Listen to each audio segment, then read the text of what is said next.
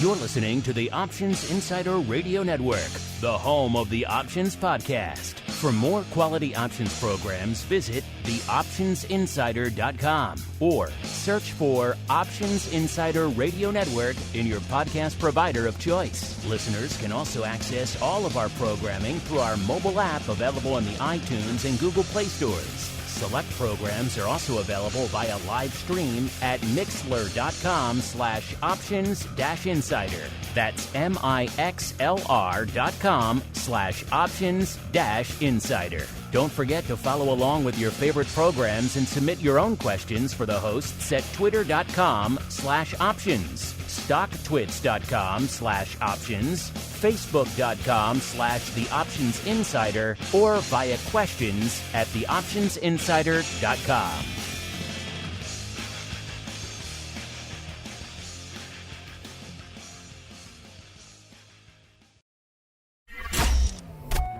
Bitcoin, Ether, Solana, Doge, and more. Cryptocurrencies and digital assets are taking the financial world by storm. This exploding market provides everything a savvy trader needs: volatility, volume, and liquidity, provided you know how to find it. That's where we come in.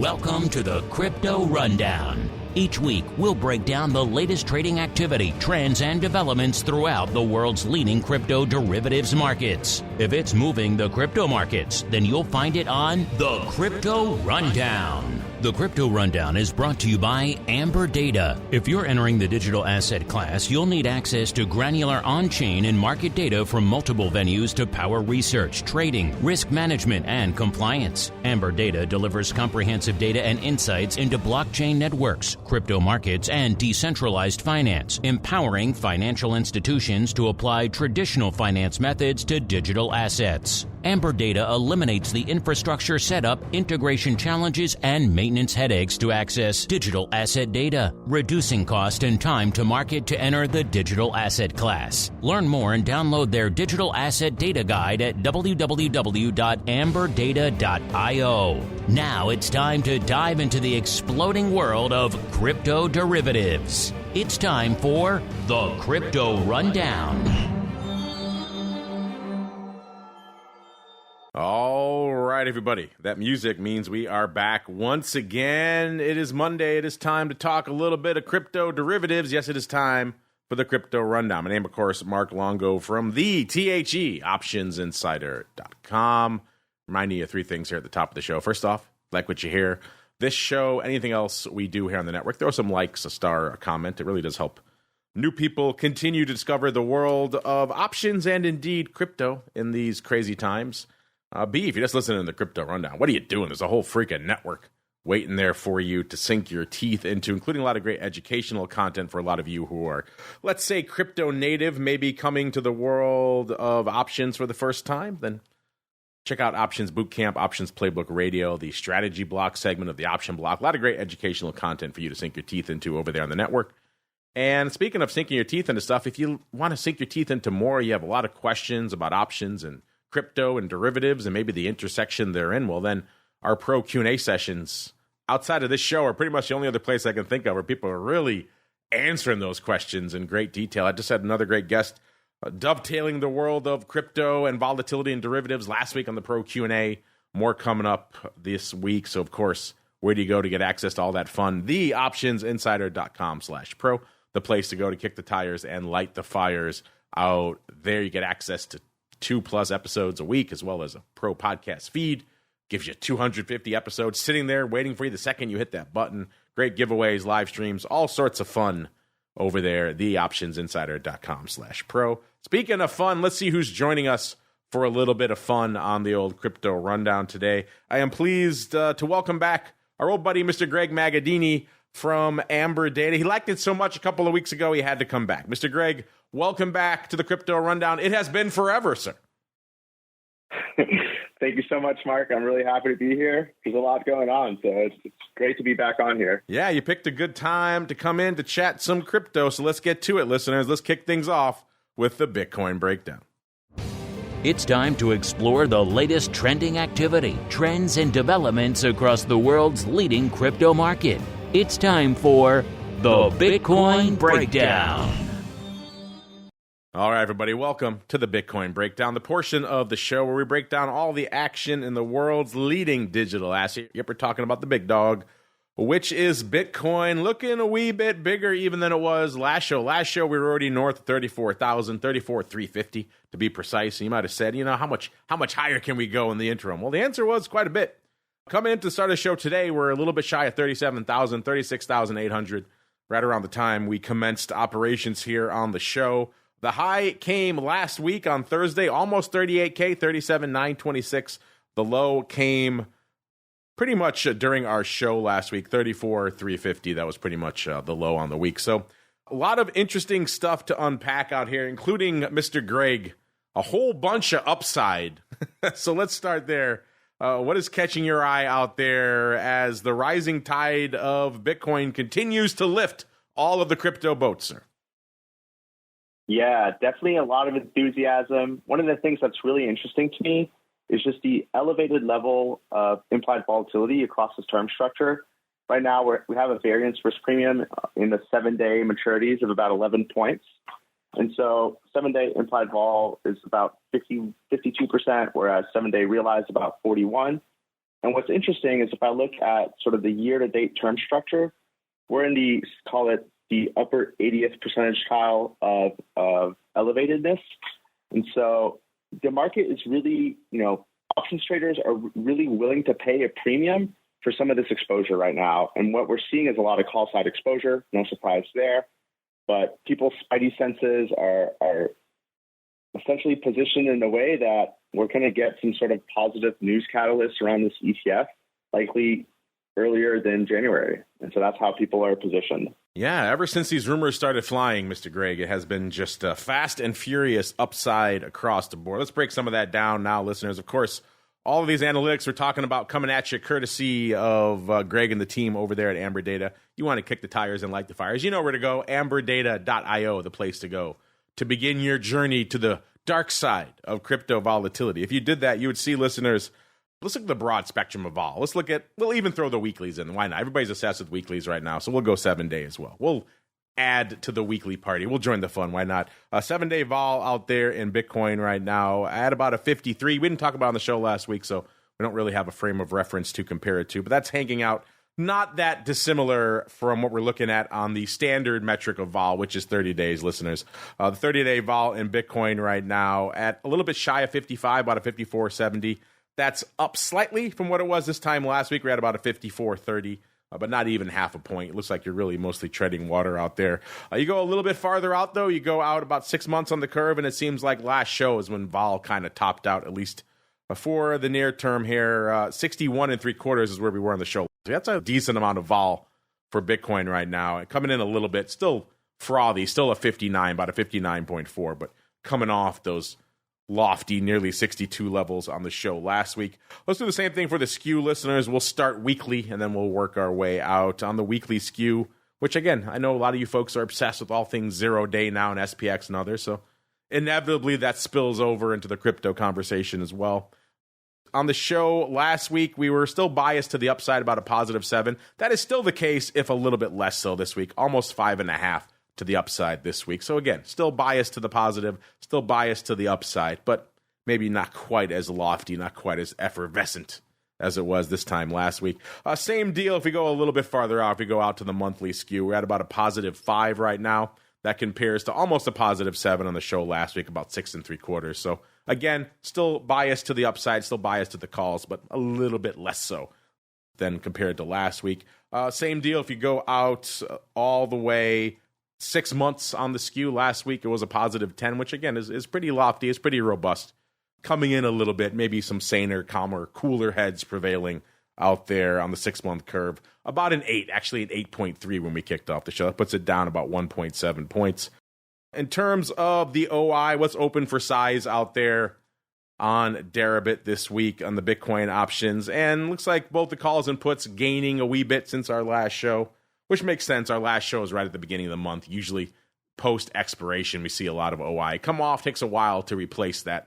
Starting to see that now. The calls at about a little bit north of 250,000, about 259,000 contracts on the tape out there. That's up about 17,000 from this time last week. The puts about 118,000, up about 11,000 from this time last week. Greg, I know when you're not talking to us here on the show, you're crunching this data all day long, every day. What stands out to you when you're looking at Bitcoin from a skew and from an overall vol perspective right now, sir? Perfect. So one of the things I really like about crypto vol is that it's often like a FOMO market. So people will go ahead and buy a bunch of calls, but they'll also sell down a lot of puts as well. And so what we're seeing here, especially with the end of year contracts, the December contracts, we're seeing a very flat put skew where at the money vol is trading 54.64 and 25 delta puts are trading 54.37. And so you have these types of structures where you can put on the 1x2 where you're long the 2 puts. And if you're playing for a retracement, that's a really interesting type of trade structure. And it's also a nice way to hedge a long Bitcoin position as well. So I think a lot of times people just kind of overlook the sort of these relative value plays in the surface in Bitcoin. They become too enthusiastic about sort of the delta movement and the delta exposure. That if you're looking at a vol, kind of on a vol perspective, flat put skew is something we rarely see in equities. And to see that now in Bitcoin, to me, seems very interesting. Yeah, don't see that too often in your major equity options out there. So maybe take advantage of the opportunities when they're presented to you out there in crypto land, listeners. Speaking of taking advantage of opportunities, a lot of you like to use BitO to do just that. So we'll crunch some of those numbers there as well. BitO, as you might expect, looking loftier this week as well, up nearly a full point, about 0.9 when we kicked off the show. Is at about an 1860. So looking a wee bit higher than it was just 13.5 not too long ago. So nice little pop out there for BitO. The ADV, 57,000, is up about 8,000 from this time last week. So that ADV continues to grow, continues to claw its way back to those lofty triple-digit levels it was not that long after it launched. Again, volume in BitO options very much correlated to the price level in BitO. So now that we're seeing it get a little bit loftier, the volume is coming in as well. Today, looking decent, 34,000 contracts on the tape, so seems like they might hit it. Again, we don't have much time left in the day, so it might end up being a little bit light out there, but we shall see. Vol-wise, at about a 60 even out there, which is pretty frothy. It's up about 8 points from this time last week. In terms of the size positions, what's open for size out there in BitO? Let's do a quick top 5 listeners. Number 5 listeners. Again, this is all long-term Jan. This is all Jan of 2025 except for one. So bear that in mind here. Number 5, you have 29,000 of the Jan 20s. Again, longer-term Jan. Number 4, 43,000 of the Jan 25s. Number 3, 68,000 of the Jan 35s. Number 2, our first regular. It's all January here. It's fascinating. The only Jan of next year in the bunch, 83,000 of the Jan 2024 65 calls. Also the most optimistic from a strike perspective of the bunch. And then the number 1 size position in BitO options right now, 96,000 of the Jan 2025 30s. Again, BitO right now at about an 1860. So all of these looking pretty optimistic. Obviously, the 20 handle by Jan 2025 seems like the closest to most actionable of those strikes right now, but intriguing stuff. Greg, I know you're crunching a lot of numbers out there in skew and everything else for Deribit and a lot of platforms. How big of a factor is BitO and what you're doing out there? Are you still watching these trades out there? Yeah, I'm definitely still watching them. BitO is sort of the way that I participate in this market a lot of times. And so there's definitely some interesting things in BitO to keep in mind. I like to look at Deribit charts as sort of the efficient vol market and then use that as kind of guidance and an overlay for BitO. One thing to remember with BitO is the large dividend. So when we're looking at like Jan 2025, just remember that the forward pricing is going to reflect a lot of dividend carry out of it in the options market. So that's something to keep in mind. Also, what I really like in these types of assets with large dividends is that those like 35 calls, those will trade a lot on vol, but say the 20 calls will trade a lot on the forward. And so what you can do sort of these 1x2 structures in high vol markets like we're in right now. You buy the 20s, sell 2 35s. I really like that type of structure because what happens is as we approach the 35 strike, that 35 strike becomes more at the money and starts to price in the dividend more and more. And so you kind of get this like tampering effect on your short strikes. And then your long strike, your long $20 call trades basically on intrinsic. So to me, that's the type of structure I like, especially in this type of environment. If we get that pop in Bitcoin to say 40K, that puts BITO about $20. And there's probably a high vol in that type of situation. That's when I would put on some more of that type of trade structure. Yeah, I like that. You usually see the 1x2s being the domain of the vol products, but yeah, that makes some sense out here in crypto because you're right. When I see all this size long-term call paper, I have to kind of wonder, these people know they're not getting the dividend with these calls? Because going all the way out to Jan of 2025, if you leave all those dividends on the table that you have with the underlying, BITO is a very different beast holding it for a year and a half with the calls versus the underlying. I mean, so much of the BITO's return is in the dividend. You need that to really make this thing whole. So yeah, just going long term on like the 65s, I'm hoping, like you're saying, maybe that's part of a 1x2 or something else like that, because just straight up buying the 65s, let alone even the 35s going out to Jan 2025, I think you can make an argument maybe you're better off having the underlying, capturing that dividend, maybe overwriting calls against it along the way, so you're offsetting maybe some of the downside risk. But yeah, just straight buying the 35s of Jan of 2025, Greg, I don't know. I think I'd be hard pressed to want to do those if someone is out there buying those, because for the reason we just laid out, this thing is, the dividend yield is absurd. If you're missing that, you're missing pretty much the lion's share of the trade. So yeah, it does complicate this. Most other products you talk about, you can talk about buying upside calls, and we see that bias and all the deribit products, everything else we're talking about here. But BITO is a weird beast. So that dividend, listeners, does complicate things. Remember, if you're new to options, you're buying the call, you don't get the dividend. You only get the dividend if you have the stock. So something to bear in mind as you're looking at longer term positioning out there in BITO. Mr. Greg, anything else catching your eye in the world of Bitcoin volatility before we roll on into the altcoin universe, sir? Yeah, so the last thing that I think is interesting is in this high vol environment with large call skew, meaning calls are a lot more expensive, and the put skew is pretty much flat. There's the classic delta neutral risk reversal trade is very interesting here. You basically sell a 25 delta call, buy a 25 delta put, own 50 delta of Bitcoin. If we have the explosion to the upside, the 40K move, that trade will not work out very nicely. But if we're just kind of chilling here for a couple days, and vol comes down, time decay comes in, that's a really interesting trade. That type of structure will come in at a credit. And then as time goes by, we have a little bit of a volatility waterfall in terms of the term structure. So what we're seeing is like short-dated options, daily options expirations, 2-day options expirations. They fall about 6 or 7 points in vol pretty immediately as the confidence in some sort of news catalyst coming out goes down. So that type of trade structure is the last interesting one to me. And that's how I would play sort of a consolidation in Bitcoin here for the next week, call it 0 to 7 days. I like it. Good stuff, Mr. Greg, as we kick the door on Bitcoin and keep on rolling right on into the altcoin universe. It's time to move beyond Bitcoin and find out what's moving the rest of the crypto marketplace. It's time to boldly venture into the altcoin universe.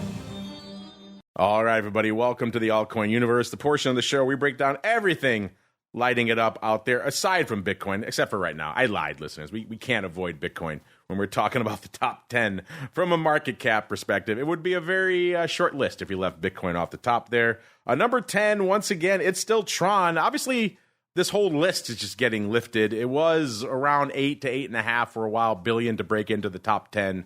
For a while there, we saw it below that and some of the nadir period out there. Right now, we're closing in on 10 billion worth of market cap is what it costs to break into the top 10. That still gets you to Tron. So Tron managing to cling once again to the number 10 spot. Number 9, Greg's favorite. He was on the show a couple weeks ago just extolling all of his love for number 9 here, which is Doge. I think he said all of his personal holdings are now completely in Doge. I may be misquoting him there, but something along those lines. Doge right now, 10.8 billion worth of market cap. So Doge feeling the love as well. Number 8, it's Cardano, 12, almost 13, a tick under 13, 12.97 billion to be precise worth of market cap. So pretty darn close there. Number 7, it's Solana. Man, Solana's been on a tear of late as well. Maybe we'll get to that a little bit later in the show. 23 billion worth of market cap there. It's at a 54 and change. It was at 14 not too long ago. My goodness. Number 6, we got USD coin, 24 billion. Number 5, it's XRP, 34, almost 35 billion. So XRP looking decent, but not quite even in the 70-odd cent range it was not too long ago. 65 cents coming into the show. Okay, number 4, BNB, 37.3 billion. And then we've got Tether, number 3, 86.8 billion. Numero due, you know what it is. It's ETH, 252 billion. So pretty much a little bit north of $250 billion worth of market cap. And the big dog getting a little bit closer. Getting within sniffing distance of that 1T level, listeners. It is Bitcoin, 719 billion worth of market cap. Greg, does that please you? Are you excited to see your favorite holding Dogecoin holding on to the number 9 spot this week, sir? I'm happy to see it. For the record, it's not my favorite holding, but it's my favorite meme play in terms of, I think just Elon Musk wants to do something with Dogecoin. It's just a spidey sense. There's no real fundamental, strong analysis behind that, but it just seems like that plays on the deck. It's all right. It's a safe space here. You can admit your love of Doge. We won't judge you here, sir. All right, let's keep on rolling. Let's get out to the number 2 on our market cap list, listeners. I know number 1 in a lot of your hearts, unless it's Greg, in which case number 1 for him is Doge. Yep, we're talking about ETH north of the 2K level this week, listeners. We're at a 1901. I guess 01 is the number du jour here, the number of the show, because last show we were at a 1901. And kicking off the show today, we were up exactly 200 handles. We were at 2101 right when we commenced operations on the show. So a nice even number for the show this week. 200 handles, nothing to sneeze at in ETH this week. We got a little bit higher on Friday, 2135, but not much. And the low came after our show this week on Tuesday. We got down to right around 18 and a half out there. So a decent range on the week. But yeah, that popping 200 handles exactly number is what stands out to all of us. Greg, before I crunch all the numbers out here, I know I'm joking. I know you like Doge, but you really like ETH, as well as some other products out there too. What's catching your eye out there in ETH as yet more upside persists, sir? Yeah, the story in ETH is super interesting. So we had the Shanghai upgrade in April, and all of a sudden that sparked a lot of call overwriting. So we saw some participants basically buy ETH, stake ETH, and sell covered calls against that staked ETH. And so market maker inventory was net long optionality pretty much from April all the way to essentially last week. And last week with the BlackRock ETF, spot ETF filing for Ethereum, we saw a lot of call paper be bought back. And now the street is net long call options against dealers, and dealers are short gamma inventory in Ethereum for the first time in essentially 6 months. So that's kind of a nice change in narrative and sort of flipping Ethereum on its head. And one of the things that was really interesting in Ethereum, essentially all of 2023, is that ETH vol has been cheaper than Bitcoin vol. So there's an argument to be made that the relative vol of ETH is pretty cheap right now. And, you know, the market cap of ETH is a third of the market cap of Bitcoin, you know, more or less. And so theoretically, it takes less money to move ETH around. And so, you know, if we do get a move in ETH, like a sustained move higher, I could see it outpacing Bitcoin in terms of vol. I could also see the ETH Bitcoin price start to rally again. So there's a lot of, you know, interesting catalysts for Ethereum and Ethereum optionality right now. I feel like I've been waiting for that move to happen for ETH pretty much all year. Ever since we dipped below Bitcoin vol for the first time in ETH, I thought, okay, this is a great opportunity. It's time for ETH to really go on a tear and maybe outpace Bitcoin. And we haven't really seen that. I know last time you were on the show, you were kind of laying that at the feet of that size overwriter in ETH. Is that still the case? Are they still out there dumping every option they can get their hands on and keeping ETH vol relatively muted? Well, you know, I think after last week, that narrative is a little bit flipped on its head. So I'm kind of curious to see how that call overrider comes in going forward, and what kind of, you know, does their supply still outpace the demand for ETH optionality? I'm not sure that will be the case. I think we could finally see a return of ETH vol. Yeah, if the dealers are starting to get short gamma, that's going to start bidding up some of this, some of these options. So it should be interesting as they are chasing to get them back and cover their books. So intriguing stuff out there. Listen, let's see how intriguing it is. Listen, let's dive into the numbers Let's go out into the weeklies first. 7-day vol in ETH right now, a little bit north of a 60 and a half. And again, listeners, regardless of what we were just talking about with ETH versus Bitcoin vol and what's the winner, what's the loser, we were saying on the show, it doesn't seem like it was that long ago when ETH and Bitcoin vol were threatening a 25 to the dark side. We came out here and said, this is unsustainable, definitely. This is definitely going to have to go back up. And now that we're hitting a 60 in ETH and similar levels in Bitcoin, hopefully, at the very least, you kept some of your aggressive overwriting to a modicum and maybe started looking at some long premium, long vol type strategies. 30-day vol, again, looking kind of interesting. A little bit of a different story out here. And again, going back to what Greg was just saying about maybe some of the dealers now getting caught short gamma. Could be one of the reasons why we're seeing these vol numbers looking a little bit juicier here in ETH. It was a 54 on our show last week, 59 on the 1 month 30-day vol. So again, a little bit different story than Bitcoin vol, which kind of topped out last week and then now it's kind of coming in a little bit. ETH continuing to get juicier and frothier. You go out 6 months, that is the case as well. It was a 61 on the show last week, almost a 63, about a 62.70 this week. So that's a fair amount of juice. Now then again, in the past we have seen both Bitcoin and ETH venture into triple digits. So nothing to say it's going to top out at a 60 here by any means, but certainly a heck of a lot frothier, a heck of a lot more volatile than back when both vols were languishing in the mid to high 20s. That was certainly an aberration in and of itself. Skew-wise, let's see what's going on out there. A little bit of a different story there. Last week, the weekly skew was all about all upside all the time. It was nearly a positive 9, about an 8 3/4. Coming into the show this week, it has mitigated somewhat. It's back down to about a 5 right now. So coming in 3, almost 4 points. Still biased to the upside. I think you're going to see that for a while in most of these crypto assets until we have some resolution on this ETF front one way or the other. But a little bit dialed back. Of course, we all are getting to frothier levels out there as well. ETH flirting with a 2100 level right now. So maybe some folks taking their positions off the table, waiting for a better level before they get back in on ETH. That certainly makes some sense as well. Skew-wise on the monthly front, coming in a little bit as well. It was almost a positive 9 last show, about 870. Coming in to start the show today, it was about 4 1/4. So giving up almost 4.5 handles to the dark side this week. And going out 6 months, again, same deal. It was almost a positive 11, about a 1070 the show last week. This week, about an 8. So again, kind of vol remaining stubborn out there, but skew kind of coming in across the board. Greg, is that kind of what you noticed as well? And anything catching your eye on the skew front out there in ETH this week, sir? Yeah, so I mean, definitely the skew kind of went crazy last week. I think that's definitely an interesting opportunity to, potentially do the same type of structures that I talked about in Bitcoin, sort of delta neutral risk reversals if you expect some consolidation and a little bit of relaxation going forward.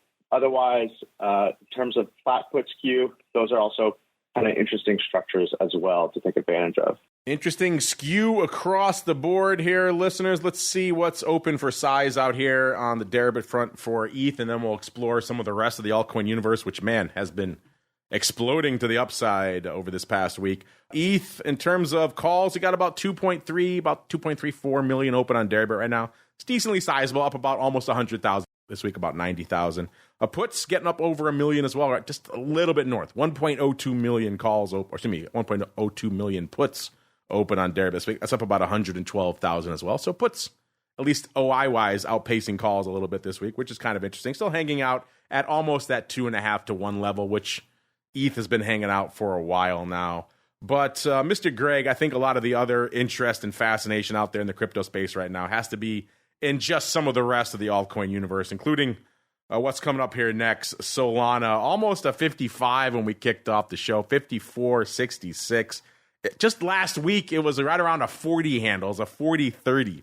It's up about 14.3 handles just on the week. Of course, you go back a month or two, it was vacillating around the 20 handle forever. 1920, it seemed like it was going to take forever to break a 20 handle to the upside. In fact, it might retrace and go back the other way. And then lo and behold, here we are now at almost a 55 out there in Solana. So just quite the rampage out here. I'm just looking to see.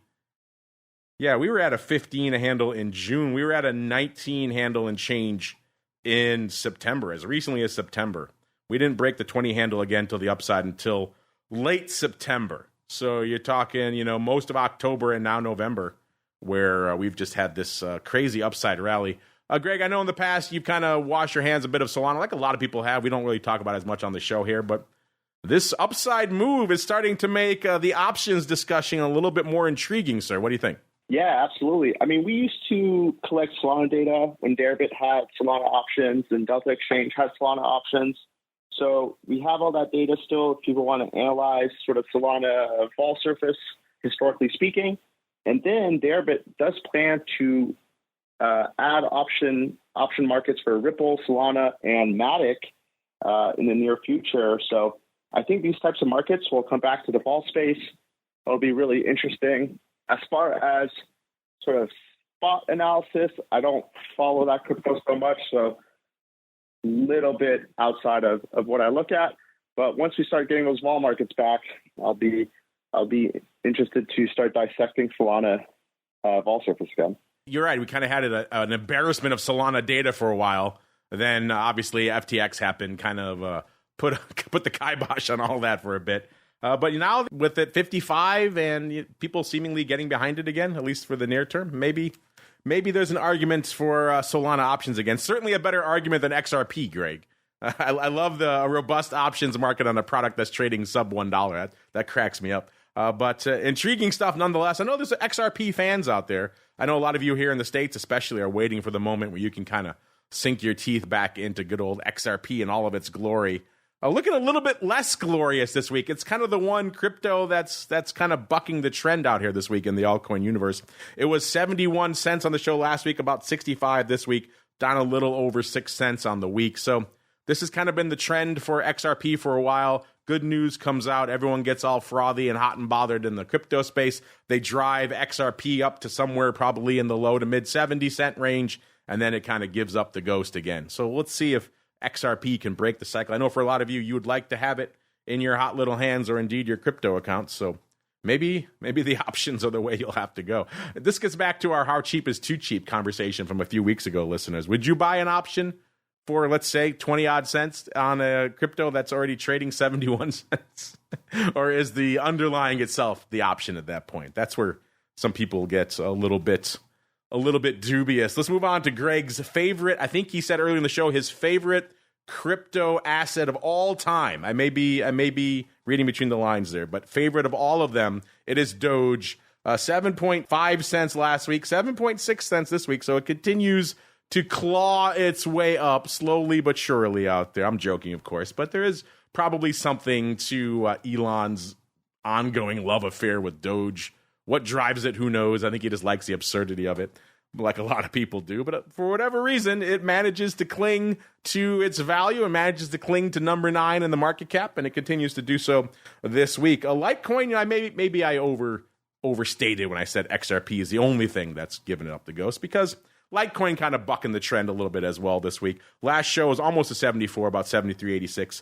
This week, 72.82, so coming down almost exactly a buck over the course of the week. Let's go out to the rest of them. Cardano, 36.6 last week, 36.7 this week, so kind of treading water, up slightly. Polkadot, 489 last week, 551 this week, so getting about 62 cents to the upside. Even Shiba Inu getting a little bit of a lift. Last week, it was a whopping 0.0000084. This week, it's a million zeros, 088. So there you go. Maybe all you folks waiting in the live for the Shiba Lambos, maybe this week is finally your week. All right, listeners, then let's do it. Let's keep on rolling right on into the crypto questions. You've got questions about crypto. Who doesn't? It's time to find out the answers to your crypto questions. All right, everybody, welcome to the crypto questions. You folks know how to get at us. At Options on most of the major social media platforms is a good starting point. Questions at theoptionsinsider.com also works, of course. If you're in the pro, you can use the members hotline or the live chat. Those all get bumped up to the top of the list. This week, we got one coming in here from Atron, or maybe he wants a Tron, a singular unit of Tron. Either way, Atron it says, great show. Well, thank you. He says, I wish more people were out there talking about crypto derivatives. Well, we're with you here, H. That's why we kind of created this show in the now primordial ooze days of, what was it, early 2018, I believe. So, yeah, you think no one's talking about crypto derivatives now. Go back then. There was nobody talking about it then either. Even though we are hearing rumors about new futures coming out of SIBO and stuff. So maybe what's old will be new again in the world of crypto derivatives. But I digress. Let's get on to your question. He says, Greg, glad you're joining me today. This is a data question right up your alley. He says, is there any way to see executions in crypto options and whether they go up on the bid or offer? I like using that in my analysis and equity options and would like to do the same thing in the crypto market. Thanks. Well, Greg, when you're not talking to us here on the show, you're crunching all the numbers and all the data over there in the crypto land. Atron wants to know if he could see if people are hitting bids and lifting offers in the crypto derivatives market. Sir, what do you have to say for him? Yeah, absolutely. So if you go to pro.amberdata.io, you can go ahead and hover to options, Deribit, options scanner. There you can check out all the flow of the biggest packages, both block trades and on-screen trades. You can see where those are executed in terms of bid and the ask. We provide the order book state right before the trade, the order book state right after the trade. So you can see what the best bid, best offer was right before a trade and what it was right after the trade. You can see if it traded on the bid or the offer. We also have our own tagging. So trades and packages that trade mid or somewhere between around the mark. We tag those pretty accurately as well in terms of who's the aggressor. So it doesn't even need to trade necessarily on the bid to know if someone was selling or buying. And you can see that through the whole package as well. So that is definitely something we spend a lot of time deciphering and decoding. And from there, we create gamma profiles. How did I know you'd have an answer for him, Mr. Greg? Well, there you go, a Tron. Hopefully you got yourself a Tron. It is number 10 on the market cap right now. And hopefully you're going to kick the tires over there at amberdata.io. That's what I'm going to be doing right after the show here, scanning some of these gamma profiles for myself out here. But Mr. Greg, that is going to do it for us on the show this week. Before we go, if folks want to be like Atron, they want to kick the tires and light the fires on all things Amberdata. He kind of just mentioned the gamma profiles. Any other cool tools or new offerings up your sleeve over there in Amberdata, sir? I'll let the folks know, sir. The floor is yours. Yeah, absolutely. So for all of our customers, we've created pre-built Python notebooks, and we've created Streamlit notebooks. And one of the cool new tools that we've done is we've analyzed essentially the futures and perps market to figure out OI buildup levels, estimated liquidation levels. And so we can get a good idea of how people are positioned in the market in terms of Delta One products, where they're going to be liquidated. And so it gives us a really good idea of significant levels. And then as far as keeping on top of our commentary, if you go to everdatadderivatives.substack.com, you can see our weekly newsletter. And if you want to check out our YouTube channel, just type in GVOL in the YouTube search bar, and you'll get our Amberdata YouTube channel as well.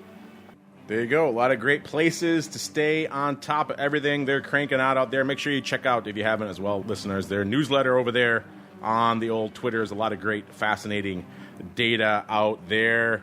That's going to do it for us on the network today. Back again tomorrow, listeners. Our old buddy in the hot seat, Mr. Scott Nations. He can't stay away. He loves tackling all your myriad vol questions. So that'll be for the pro folks. If you're not on the pro, what are you doing? TheOptionsInsider.com/pro. We could see if we could try to lure Scott to the crypto side with some of your questions. We tried in the past. I think he finds it intriguing from a vol perspective. I'm not sure from a product perspective. He likes to create products over there as well. But we'll see. We can always try. TheOptionsInsider.com/pro is the place to go if you want to participate in that and every other pro Q&A session that we do out here. Then we're back again on Wednesday with a little bit of the old options boot camp. Remember, if you're new to these crazy options things, that's a great starting point for you to get more familiar with all these terms that we're tossing about here on the show every week, like skew and volatility and everything else we're talking about here on the show. Thursday, we're back again with the option block, as well as This Week in Futures Options.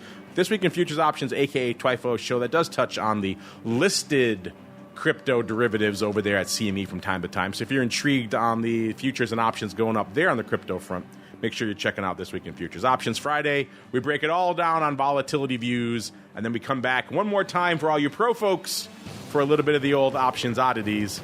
Then we take a hiatus for a well-earned respite on the weekend before we come back again next week, another episode of the Crypto Rundown. Stay safe out there. The Crypto Rundown is brought to you by Amberdata. If you're entering the digital asset class, you'll need access to granular on-chain and market data from multiple venues to power research, trading, risk management, and compliance. Amberdata delivers comprehensive data and insights into blockchain networks, crypto markets, and decentralized finance, empowering financial institutions to apply traditional finance methods to digital assets. Amberdata eliminates the infrastructure setup, integration challenges, and maintenance headaches to access digital asset data, reducing cost and time to market to enter the digital asset class. Learn more and download their digital asset data guide at www.amberdata.io.